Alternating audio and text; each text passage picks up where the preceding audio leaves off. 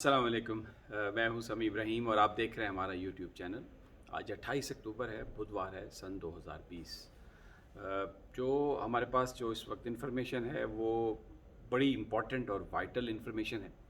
وہ جو اس وقت پی ڈی ایم کی جو موومنٹ چل رہی ہے پاکستان میں، جو احتجاج ہو رہا ہے، اس احتجاج کے اصل مقاصد کیا ہیں اور ان کے ایڈوائزر کون ہیں،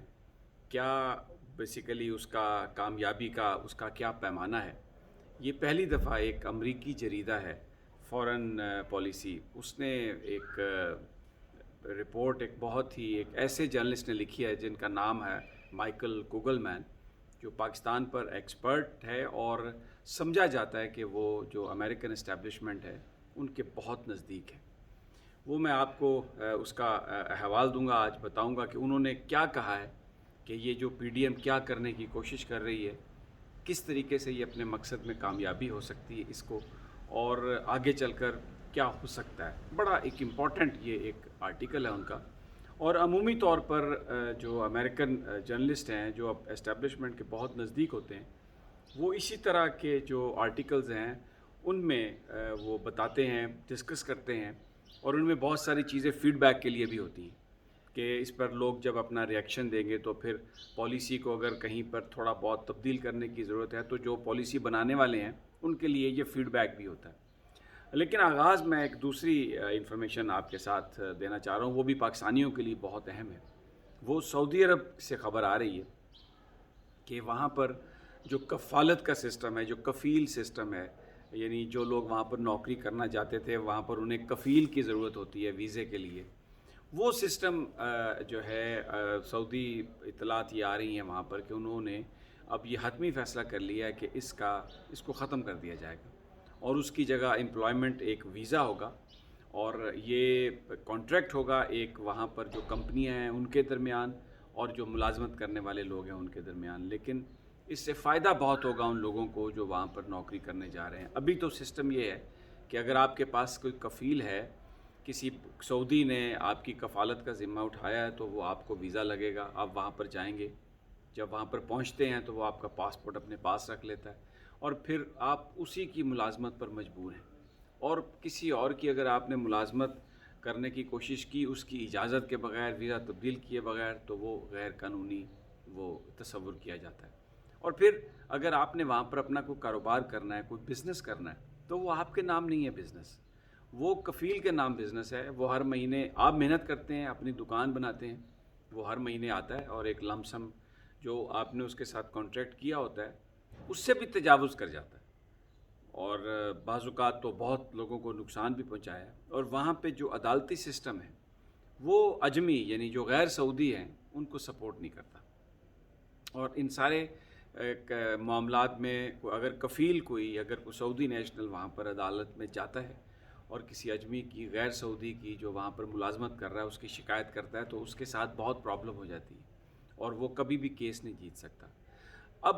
یہ جو معاملہ ہے اس کو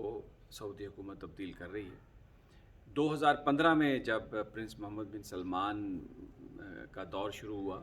تو انہوں نے کہا کہ میں پوری ریفارمز کر رہا ہوں اور یہ سارا سسٹم میں تبدیل کر رہا ہوں۔ 2019 میں جو ہے کونسل نے اس کی منظوری دی کسی حد تک، اور وہاں پر انہوں نے امیگرنٹ یعنی ویزا سسٹم شروع کیا اس طرح کا۔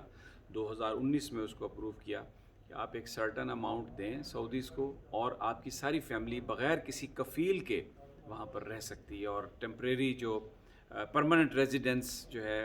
اور ٹیمپریری ریزیڈنس ویزا جو ہے، جیسے گرین کارڈ امریکہ کے ہیں، اس طرح کے کارڈز جو ہیں وہ دیے گئے لوگوں کو جنہوں نے فیس بھری اور اپنی فیملیز کے ساتھ وہ رہے۔ اور اب یہ اس کی اپروول ہو گئی ہے اور یہ ایک نیا کانٹریکٹ ہوگا۔ اس سے فائدہ سعودیز کو بھی یہ ہوگا کہ وہ ان کے بیسٹ ورکر جو ہیں، جو پہلے صرف یہ کفیلوں کی وجہ سے اور یہ جو ریسٹرکشنز ہیں اس کی وجہ سے نہیں جاتے تھے، وہ اب جائیں گے، اور جو جانے والے ہیں ان کو فائدہ یہ ہوگا کہ اب انہوں نے اپنا پاسپورٹ کسی کو وہ نہیں جمع کروائیں گے، ایک کمپنی کے ساتھ وہ کام کریں گے، اگر وہ کمپنی پسند نہیں ہے تو وہیں پر دوسری کمپنی کے پاس چلے جائیں گے، اور پھر جو فائنل ایگزٹ سٹیمپ ہے وہ بھی خود لگوائیں گے، وہ بھی کوئی کفیل لگوا کے نہیں دے گا۔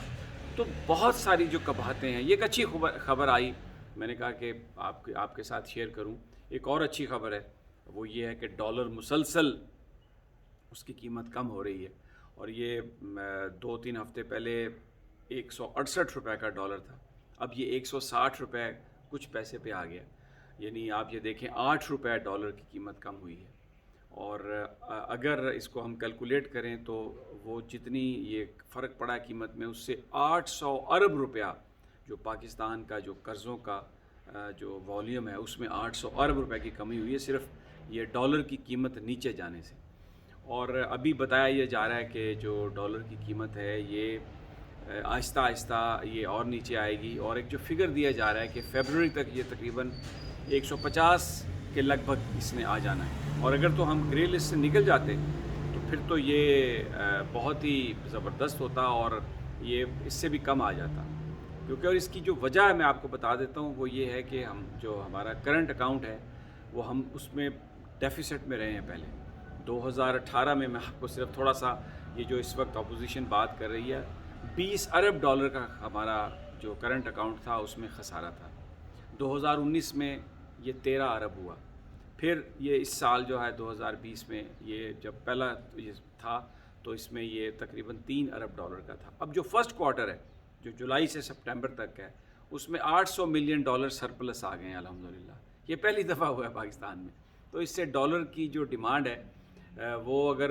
وہ پوری ہو رہی ہے، اور پاکستان کو بھی اتنے ڈالر کی ضرورت نہیں ہے، تو اس لیے اس کی قیمت جو ہے وہ روپے کی قیمت اپریشیٹ ہو رہی ہے اور ڈالر کی کمی ہو رہی ہے، اور یہ 150 تک یہ انشاءاللہ امید کی جا رہی ہے کہ چلا جائے گا، اگر کوئی پولیٹیکل انریسٹ یا جس طرح دبانے کی کوشش ہو رہی ہے نہ ہو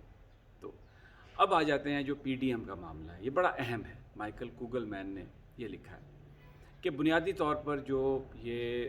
ماضی میں جو بھی تحریکیں تھیں احتجاج کی، جیسے 77 میں بھٹو صاحب کے حوالے سے تھی، یا مشرف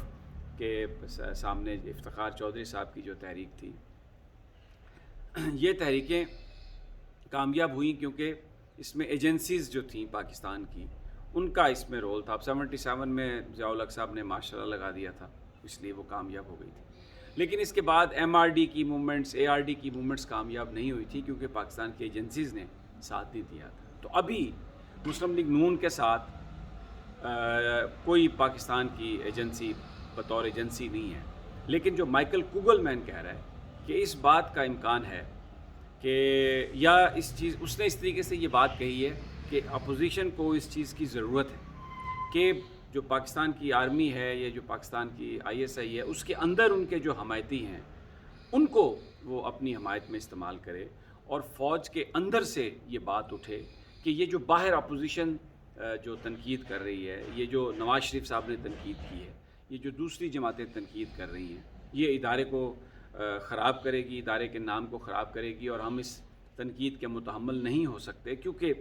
اس وقت جو بارڈر پر سچویشن ہے، جس طرح انڈیا جو کچھ کرنے کی کوشش کر رہا ہے، تو یہ جو نواز شریف صاحب نے جو گفتگو شروع کی ہے جنرل قمر جاوید باجوہ کا نام لے کے اور جنرل فیض حمید کا نام لے کے، یہ بنیادی طور پر اس بات کے لیے کی گئی ہے کہ فوج کے اندر ایک تھوڑی سی ایک کریٹ کی جائے ونڈو، اور بہت سارے لوگ وہ یہ کہیں کہ جناب دیکھیں یہ کوئی ادارے کو تو گالی نہیں دے رہا ہے، یہ کوئی ادارے کو تو برا نہیں کہہ رہا ہے، ان شخصیات کو برا کہہ رہے ہیں، تو اس لیے ان شخصیات کے بارے میں کوئی فیصلہ ہو۔ اور دوسری جانب جس وقت یہ اندر چیز ابل پڑے تو پھر اس وقت مائیکل کوگل مین یہ کہتے ہیں کہ بیسٹ آپشن یہ ہے کہ پھر آپ اس وقت مذاکرات کریں۔ تو ہمیں ابھی دیکھیں یہ اس قدر زبردست یہ اس کا ٹائم ہے، اس کالم کا یہ جو آرٹیکل آیا ہے، شاہد خاقان عباسی نے ابھی ٹیلی ویژن پر بات کرتے ہوئے کہا کہ جی ہم اداروں کے خلاف نہیں ہیں، اشخاص کے خلاف ہیں، اور میں سمجھتا ہوں کہ سٹیک ہولڈرز کے درمیان گفتگو ہونی چاہیے، اور وہ کہتے ہیں کہ جی بالکل گفتگو کے لیے ان کا یہ خیال ہے شاہد خاقان عباسی کا کہ نواز شریف صاحب بھی بالکل ہم کوئی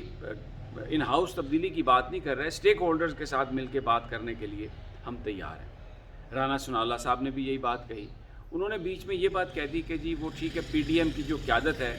وہ یہ فیصلہ کرے گی کہ مذاکرات کرنے ہیں یا نہیں کرنے، لیکن اب نون لیگ کی جو قیادت ہے، جیسے مائیکل کوگل مین نے لکھا جو کہ ایک امریکن جرنلسٹ ہے جن کا میں نے آپ کو بتایا کہ جی اسکیم کیا ہے کہ آپ جنرل قمر جاوید باجوہ، جنرل فیض حمید پر تنقید کریں، اور اتنی زیادہ تنقید کریں کہ فوج کے اندر سے یہ آواز آئے، اور پھر اس کے بعد مذاکرات کی بات ہو، اور مذاکرات اس چیز پر ہوں کہ جناب یہ ان دونوں اشخاص کو تو ہٹا دیا جائے اور ایک کو اس طرح کا کر دیا جائے۔ تو اب ادھر سے بھی وہی بات انہوں نے کرنا شروع کر دی ہے کہ جناب ہم مذاکرات کے لیے تیار ہیں، گفتگو کرنے کے لیے تیار ہیں، ہماری تنقید کوئی اداروں پر تنقید نہیں ہے، لیکن جو اس وقت جو پی ڈی ایم کے لیے جو ایک بڑا چیلنج ہے جو نظر آیا ہے، جو پہلے جو جلسے آئے ہیں اس کی جو رپورٹ جو امریکنز نے، جو باہر کی جو ایجنسیز ہیں انہوں نے جو بھیجی ہے رپورٹ، میں آپ کے ساتھ وہ شیئر کرتا ہوں۔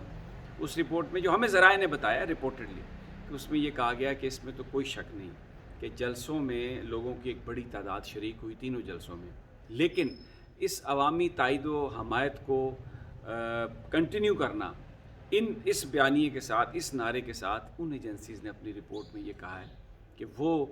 ممکن نظر نہیں آتا، خاص طور پر پنجاب میں جو یہ کیمپین ہے یا یہ جو سارا معاملہ ہے جس میں پاکستان کی فوج کو بارے میں نازیبا گفتگو کی جا رہی ہے، یہ بیانیہ وہاں پر زیادہ عرصہ سسٹین نہیں کر سکے گا، اور ان کے پاس ٹائم بہت کم ہے۔ اور یہ بیسیکلی جو شروع کیا گیا ہے، جو مائیکل کوگل مین نے بھی لکھا ہے کہ یہ سینٹ کے الیکشن کی وجہ سے تحریک شروع کی گئی، کیونکہ سینٹ کا اگر انتخاب ہوتا ہے موجودہ اسمبلیز اور موجودہ سیٹ اپ کے تحت تو پی ٹی آئی ایک بڑی جماعت بن کے ابھرے گی اور اپوزیشن کو اقلیت ہو جائے گی وہاں پر، تو پھر اس کے بعد جو لیجسلیشن ہے، آئین میں ترامیم کا سلسلہ ہے، بھلے وہ 18th امینڈمنٹ انڈو کرنے والی بات ہو، کچھ بھی ہو، وہ عمران خان صاحب کے لیے یا جو اس وقت جو رجیم ہے اس کے لیے بہت آسان ہوگا۔ تو دو مقصد ہیں، ایک تو جنرل قمر جاوید باجوہ اور جنرل فیض حمید کے حوالے سے فوج کے اندر ایک خاص جذبات ابھار کے ان کو پریشرائز کیا جا سکے، اور پھر گفتگو کر کے کوئی نیگوسیشن کی جا سکے، اور اس کا بنیادی جو چیز ہوگی جو میں نے کل اپنی ویڈیو میں بتایا، اس میں مولانا فضل الرحمان نے تو صفیں بنا لی ہیں، کس لی ہیں، وہ سینٹ کا چیئرمین بننے کے لیے تیار ہیں، اور نواز شریف صاحب کی جو جماعت ہے وہ آئین میں ترمیم چاہتی ہے جس کے تحت نواز شریف صاحب کی جو نااہلی ہے وہ صرف ایک ٹرم کے لیے ہو اور وہ واپس آ جائیں، پھر اس کے ساتھ ساتھ نیب کے قوانین بھی تبدیل کر دیے جائیں، اور جو پارلیمنٹیرینز ہیں ان کو نیب نہ پکڑ سکے، اور یہ جو قانون ہے کہ اگر کسی کے پاس جائیداد اتنی زیادہ ہے کہ اس کے انکم کے ذرائع اس سے میچ نہیں کرتے، تو ابھی تک تو یہ قانون ہے کہ وہ شخص یہ بتائے گا کہ یہ پیسے اس نے کہاں سے لیے، تو اس میں تبدیلی کر دی جائے گی، اور یہ کوشش کی جائے گی کہ جناب نیبز یہ ثبوت لائے، اس آدمی سے پوچھنے کی ضرورت نہیں، اگر ان کے پاس ثبوت ملے ہیں بے ایمانی کے، کرپشن کے، تو پھر مقدمہ ہو سکتا ہے، نہیں تو نہیں، اور پھر اس میں جو پبلک آفس ہولڈر ہیں نیب ان کو نہیں دیکھ سکے گی، اور جو بیوروکریٹس ہیں اگر وہ کہیں غلط کام کرتے ہیں جس کی وجہ سے قوم کو کوئی نقصان ہوتا ہے، خزانے کو کوئی نقصان ہوتا ہے، تو بھی ان کو چارج نہیں کیا جائے گا، ان پر مقدمہ نہیں چلایا جائے گا، انلیس یہ ثابت ہو کہ انہوں نے یہ جو کارروائی کی ہے اس میں انہوں نے کچھ مال بنایا ہے، اس میں انہوں نے کوئی مالی منافع حاصل کیا۔ بڑا انٹرسٹنگ یہ سارا معاملہ ہے۔ امریکنز بالکل اس وقت ان کا ایک ایڈوائزری رول ہے،